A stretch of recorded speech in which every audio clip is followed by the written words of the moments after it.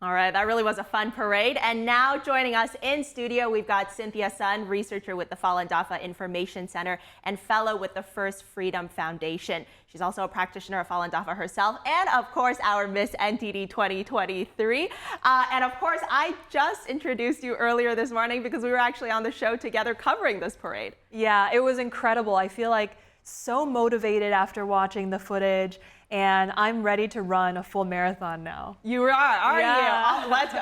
Okay. All right, so let's dive deeper in. Now that the parade's over, let's talk a little bit more about what exactly Falun Dafa is and the challenges that it's facing. So first, tell us a little bit more about the work that you do with Falun Dafa Information Center. Yeah, I'm really honored to be here.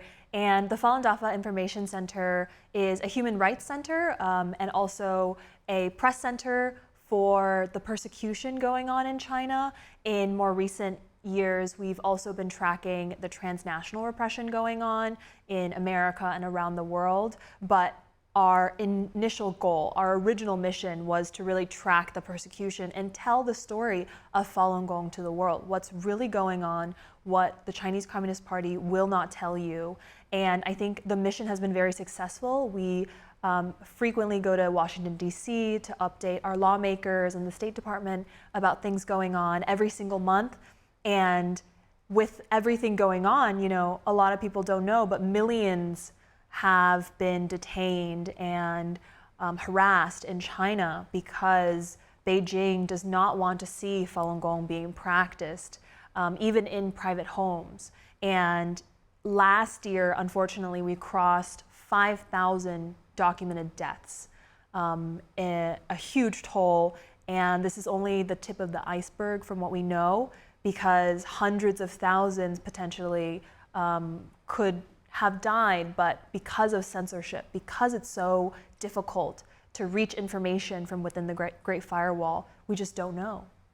Absolutely horrific. But you mentioned you work in DC. Tell us more about what lawmakers have been saying and how they've been reacting to this type of information. Yeah, so for over 20 years now, we've gotten bipartisan support from both sides of the aisle, from every state in America. This week, on Monday, we actually had a bill called Free Falun Gong, or Falun Gong Protection Act, which was passed unanimously via a voice vote to really free practitioners from the persecution and the horrors that they've been facing inside China. And what the bill really does is target the perpetrators and the influencers at different levels of the Chinese Communist Party from within the state apparatus. And it will sanction people identified as criminals who are really perpetrating persecution against religious believers. So I think this Falun Gong Protection Act is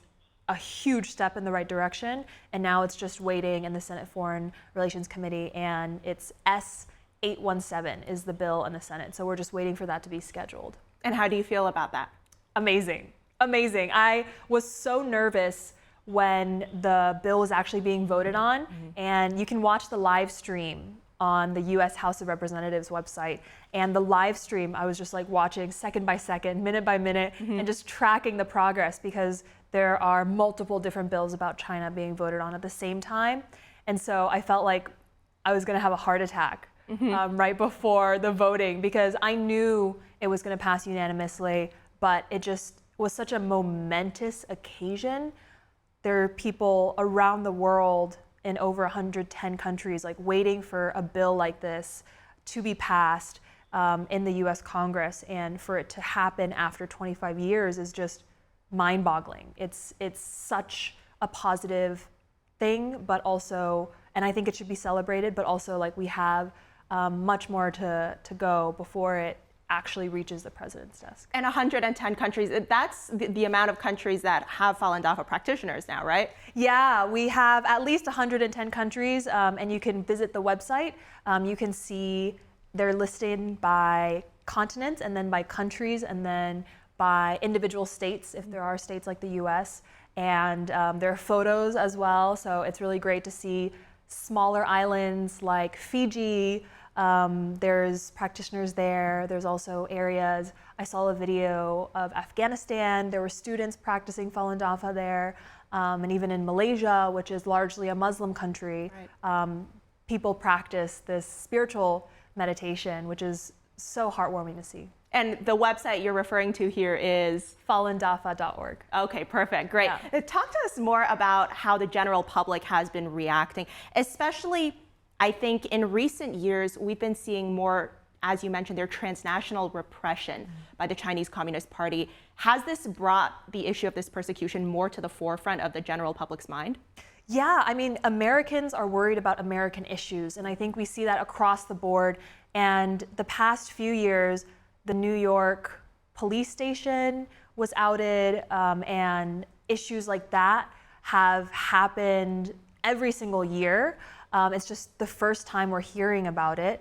And so, you know, with the indictment of Harry Liu and Chen Jinping from the secret police station, we found out that those individuals had set up an office in February 2022 to continue and to increase transnational oppression against diaspora here in America, which is why it is so dangerous and it is so terrifying to imagine that even in America, American citizens who have faith and who believe in a creator are able to be targeted by Beijing in this manner. And even last August, my organization, we were sent a death threat, and it was a photo of a gun barrel. And the email was, "You will meet God." My gosh. Which is also kind of ironic because the Chinese Communist Party doesn't believe in God. Irony seems to be a big theme when it comes to the Chinese Communist Party. But when we watched today's parade, I think what really touched me was seeing those little kids with their parents, you know, holding their parents' hands. They only come up to like this high, but they're walking through the rain. They're happy to be there. Their parents are happy that their kids are helping in spreading such an important message. And I think what's so heartbreaking in terms of this persecution that we're talking about here is that these types of families, they don't get to do that in China, and they're ripped apart in China. Yeah, it really is such a privilege that we have here, the First Amendment, and the fact that it's actually protected, unlike in China where, you know, religious freedom is not protected, even though it's written in the Constitution. So I think it is incredibly a privilege to have this parade here. It's a long-awaited parade, once in a year. And for these kids who are growing up in America, it's a chance for them to really see what the impact is on the world that Falun Dafa has had, and to see the people passing by, waving at them, handing them lotus flowers, I think is an incredible opportunity for them to also see what it might be in the future where China doesn't have communism.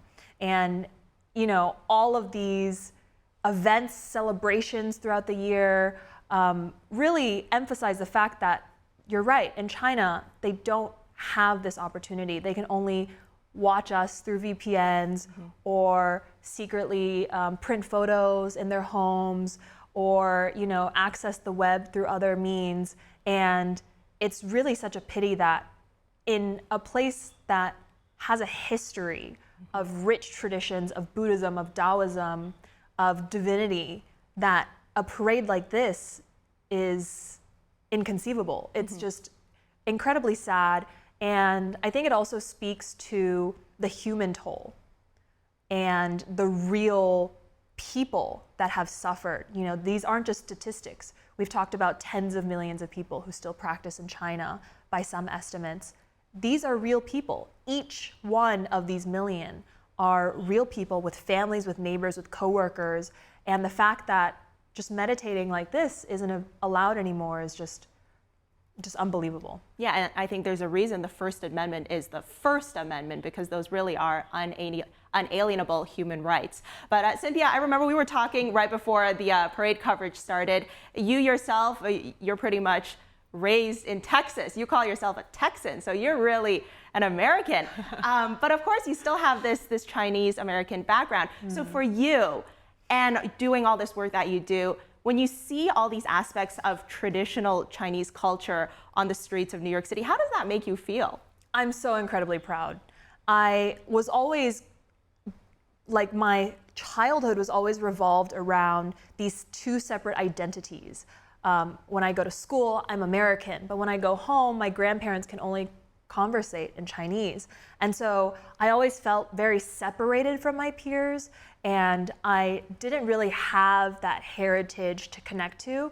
But in terms of going to the events, being able to see the dragon dances, the lion dances in person, being able to participate in some of the dances and the drumming, the marching band is just incredibly fulfilling. And I feel like it kind of fills that void of like heritage, because I can still celebrate here in America, even though I'm thousands of miles away from China. Well, I think that's a sentiment that a lot of Chinese American children could really relate to.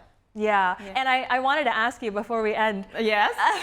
What was your most favorite part? Oh, look at the that. parade? The tables have turned. I'm getting asked the questions now. Well, I gotta say, I have covered quite a few of these parades. I've watched them a lot as well. Tianguo Marching Band is always my favorite. I think this is the reason why they lead the parade. Yeah. Especially when you're there in person. Like I think it was you who mentioned, right, the drum beat. It feels like it's like pounding with your heart. Your heart feels like it's pounding with the drums. And the music itself, it was absolutely amazing. If any of our audience out there is curious, I definitely recommend going to one of these parades in person, because the Tianguo Marching Band, it's just amazing. Yeah, and the fact that they have the whole marching band, not just the drums, but also the brass, the wind instruments. And all the original songs as well. It was incredible to hear, even from the studio. And even in the rain, you could hear the sound was so full. I think my favorite part was definitely the passerbys, the reactions of people. There was a handicapped fellow that was joining in with the lion dance, and he was just dancing there in front. And I was just loving the energy. I think it's such a special time to see this rainbow party of a parade marching down 42nd Street in the pouring rain. It was just so motivational. And I think that just goes to show the power of positivity in this world. All right, Cynthia Sun, it was great having you today. We got to get you on more often. Thanks for joining us today. Thank you.